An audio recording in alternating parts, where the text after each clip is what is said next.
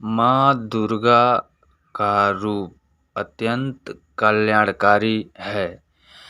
माँ दुर्गा 9 रूपों में अपने भक्तों का कल्याण कर उनके सारे संकट हर लेती हैं। इस बात का जीता जागता प्रमाण है संसार में उपलब्ध वे औषधियाँ जिन्हें माँ दुर्गा के विभिन्न स्वरूपों के रूप में जाना जाता है। नवदुर्गा के 9 औषधि स्वरूपों को सर्वप्रथम मार्कंडेय चिकित्सा पद्धति में के रूप में दर्शाया गया और चिकित्सा प्रणाली के इस रहस्य को ब्रह्मा जी द्वारा उपदेश में दुर्गा कवच कहा गया है।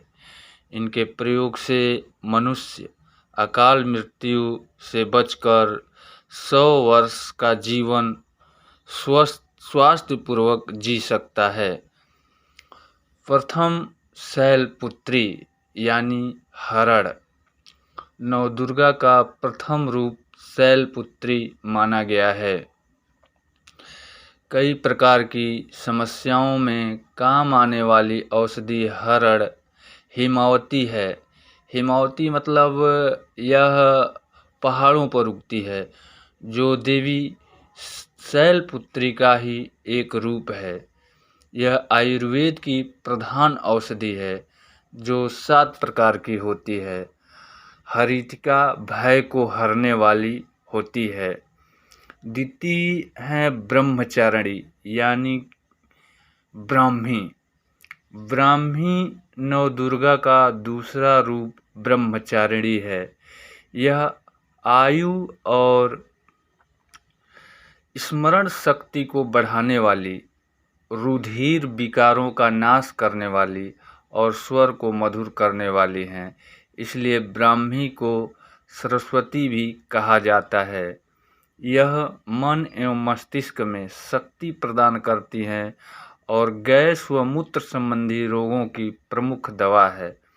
अतः इन रोगों से पीड़ित व्यक्ति को ब्रह्मचारिणी की आराधना करनी चाहिए। तीसरी हैं चंद्रघंटा यानी चंदूसुर। नवदुर्गा का तीसरा रूप है चंद्रघंटा। इसे चंदूसूर या चमसूर कहा गया है। इस पौधे की पत्तियों की सब्जी बनाई जाती है। यह औषधि मोटापा दूर करने में लाभप्रद है, इसलिए इसे चर्महंती भी कहते हैं। शक्ति को बढ़ाने वाली, हृदय रोग को ठीक करने वाली चंद्रिका औषधि है। अतः इस बीमारी से संबंधित रोगी को चंद्रघंटा की पूजा करनी चाहिए। चौथी हैं कूष्मांडा यानी पेठा। नवदुर्गा का चौथा रूप कूष्मांडा है। इस औषधि से पेठा मिठाई बनती है, जिसे हम लोग मुरब्बा कहते हैं, इसलिए इस रूप को पेठा कहते हैं। इसे कुम्हड़ा भी कहते हैं, जो पुष्टिकारक, वीर्यवर्धक व रक्त के विकार को ठीक कर पेट को साफ करने में सहायक है। यह शरीर के समस्त रोगों को दूर कर हृदय रोगों को ठीक करता है। इस बीमारी से पीड़ित व्यक्ति को पेठा का उपयोग के साथ कूष्मांडा देवी की आराधना करनी चाहिए। पंचम है स्कंद माता यानी अलसी। नवदुर्गा का 5वां रूप स्कंद माता है, जिन्हें पार्वती एवं उमा भी कहते हैं। यह औषधि के रूप में अलसी में विद्यमान है। यह वात, पित्त, कफ रोगों की नाशक औषधि है। जो मनुष्य का 3 मुख्य रोग होते हैं, वात, पित्त, कफ, इसमें यह बहुत ही लाभप्रद होता है।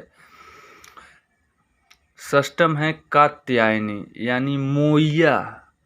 नवदुर्गा का 6ठा रूप कात्यायनी है। इसे आयुर्वेद में कई नामों से जाना जाता है, जैसे अम्बा, अम्बालिका, अंबिका। इसके अलावा इसे मोइया अर्थात माचिका भी कहते हैं। यह कफ, पित्त, अधिक विकार एवं कंठ के रोग का नाश करती हैं। इससे पीड़ित लोगों को इसका सेवन व कात्यायनी माँ की आराधना करनी चाहिए। सप्तम है कालरात्रि यानी नागदौन। दुर्गा का सप्तम रूप कालरात्रि का है, जिसे महायोगिनी, महायोगेश्वरी कहा गया है।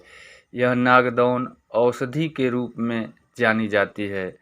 इसी प्रकार के रोगों की नाशक सर्वथा विजय दिलाने वाली मन एवं मस्तिष्क के समस्त विकारों को दूर करने वाली औषधि है। इस पौधे को व्यक्ति अपने घर में लगाने पर घर के सारे कष्ट दूर हो जाते हैं। जो भी घर में नकारात्मक नेगेटिव ऊर्जा होती है वह समाप्त होने लगती है। यह सुख देने वाली एवं सभी विषयों का नाश करने वाली औषधि है। इस कालरात्रि की आराधना प्रत्येक पीड़ित व्यक्ति को करना चाहिए। अष्टम है महागौरी यानी तुलसी। नवदुर्गा का अष्टम रूप महागौरी है, जिसे प्रत्येक व्यक्ति औषधि के रूप में जानता है, क्योंकि इसका औषधि नाम तुलसी है, जो प्रत्येक घर में लगाई जाती है। तुलसी 7 प्रकार की होती है: सफ़ेद तुलसी, काली तुलसी, मरुता तुलसी, दवना तुलसी, कुदेरक तुलसी, अर्जक तुलसी और षटपत्र तुलसी। ये सभी प्रकार की तुलसी रक्त को साफ करती है एवं हृदय रोग का नाश करती है। नवम है सिद्धिदात्री यानी शतावरी। दुर्गा का नवम रूप सिद्धिदात्री है, जिसे नारायणी या शतावरी कहते हैं। शतावरी बुद्धि एवं बल एवं वीर के लिए उत्तम औषधि है। यह रक्त विकार एवं वात पित्त शोधनाशक और हृदय को बल देने वाली महा औषधि है। सिद्धिदात्री का जो मनुष्य नियम पूर्वक सेवन करता है, उसके सभी कष्ट स्वयं ही दूर हो जाते हैं। इससे पीड़ित व्यक्ति को सिद्धिदात्री देवी की आराधना करनी चाहिए।